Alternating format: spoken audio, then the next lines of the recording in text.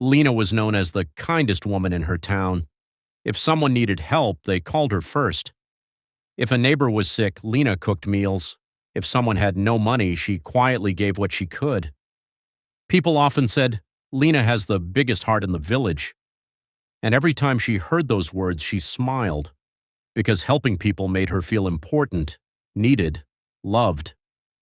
Her husband Daniel was a hardworking man, but whenever life became difficult, he pulled away. He stopped talking much. He spent long evenings sitting silently by the window while Lena carried the weight of the house alone. But when things improved, Daniel became warm again. He laughed, thanked her, and held her hand like nothing had happened. Lena told herself, "This is what love is. You stay through hard times." Her best friend Nora was the same in a different way. Nora only visited when her life was falling apart. Every conversation became about Nora's problems, Nora's fears, Nora's pain. Lena listened for hours, but the few times Lena tried to talk about her own struggles, Nora quickly changed the subject. Still, Lena stayed patient. She believed caring for people was the right thing to do.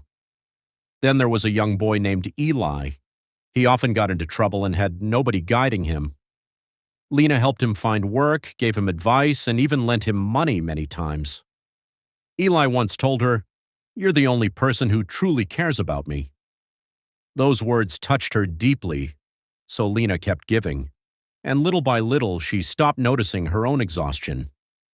One winter, Lena became seriously ill, not enough to die, but enough that she could barely leave her bed for days. For the first time in years, she could not help anyone.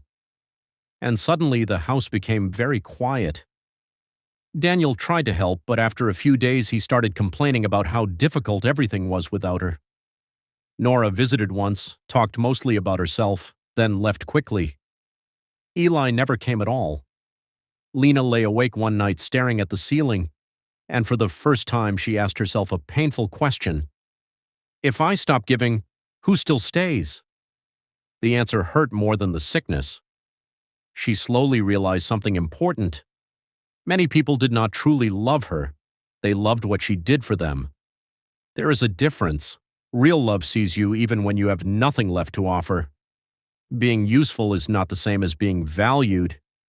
Lena understood that she had spent years earning her place in people's lives by sacrificing herself.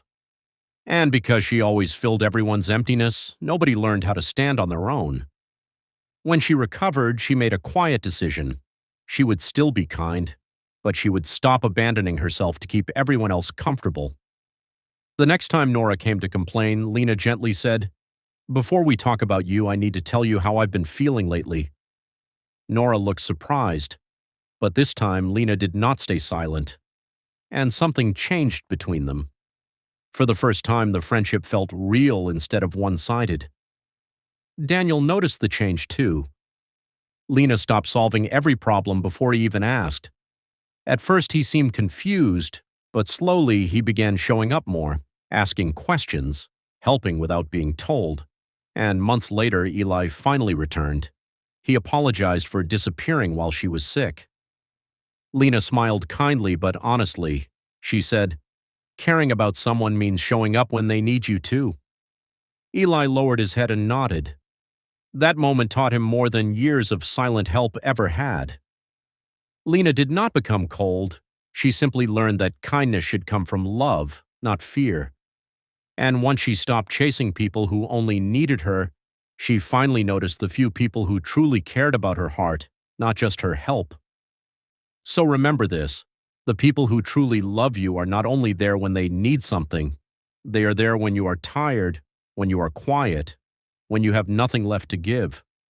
You are not valuable only because of what you do for others. You are valuable because you are a person. And the moment you understand that, your whole life begins to change.